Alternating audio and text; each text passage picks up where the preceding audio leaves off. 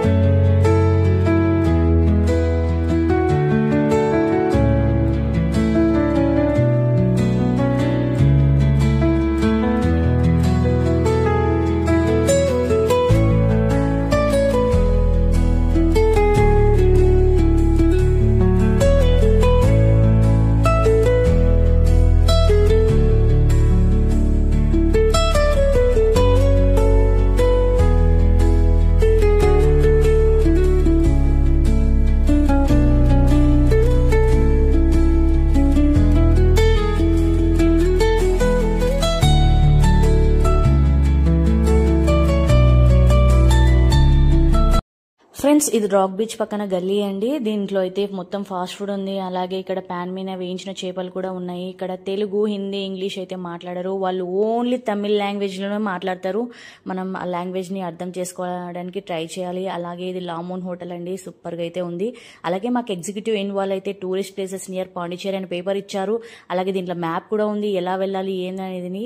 Nearest places Pondicherry ఇవన్నీ అయితే దీంట్లో ఉన్నాయి, ఎంత డిస్టెన్స్ ఏందని ఇవన్నీ అయితే ఉన్నాయి. అలాగే మనం ఫుడ్ విషయానికి వస్తే ఆద్యార్ ఆనంద్ భవన్ లో అయితే ఫుడ్ అయితే చాలా బాగుంది. అలాగే మనకు సౌత్ ఇండియన్ మీల్స్కి వస్తే సౌత్ ఇండియన్ కిచెన్ అయితే ఉంది. మీరు కూడా సౌత్ ఇండియన్స్ ఎవరైనా వస్తే ఇక్కడ ట్రై చేయండి. ఇవన్నీ వైట్ టౌన్లోనే ఉంటాయి. అలాగే ఇక్కడ మీరు ఏ ఆటో తీసుకున్నా 200 150 అయితే కంపల్సరీ.